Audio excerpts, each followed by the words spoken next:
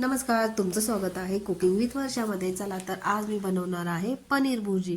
त्यासाठी मी 4 मोठे कांदे बारीक चिरलेले घेतले आहे। कढईमध्ये 2 पळी तेल ॲड केलं आहे, त्याच्यामध्ये थोडंसं जिरं ॲड केलं आहे व हे कांदे सोनेरी रंग येईपर्यंत परतले आहेत। त्यामध्ये मी 7-8 कढीपत्त्याची पानंही ॲड केली आहेत, आलं लसणाची पेस्ट ॲड केली आहे, तीही छान परतून घेतली आहे। त्यानंतर एक मोठा टोमॅटो बारीक चिरलेला ॲड करायचा आहे, तोही चांगला परतून घ्यायचा आहे। त्यानंतर मी छोटा टेबलस्पून हळद ॲड केली आहे, तीही छान परतली आहे। त्यानंतर हे सारण मी जरा साईडला काढलं आहे कढईमध्येच आणि थोड्याशा तेलामध्येच मी 1 चमचा बेसन ॲड केला आहे। लक्षात ठेवा, हे बेसन ॲड केल्यामुळे या भुर्जीला खूप छान चव येते। हे बेसन चांगलं गरम करायचं आहे लालसर होईपर्यंत। नंतर हे बेसन त्या सारणमध्ये ॲड करायचं आहे व तो मसालाही चांगला गरम करायचा आहे।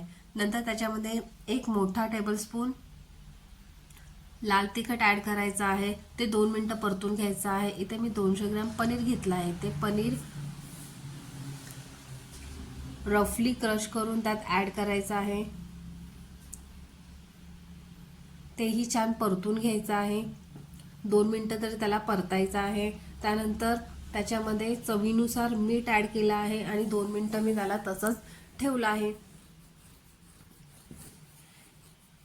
हे सर्व छान ॲड झाल्यानंतर त्याच्यामध्ये मी 1 टेबलस्पून धने पावडर ॲड केली आहे व 1 टेबलस्पून गरम मसाला ॲड केला आहे आणि अगदी 2-3 मिनिटांमध्ये आपली पनीर भुर्जी तयार होते।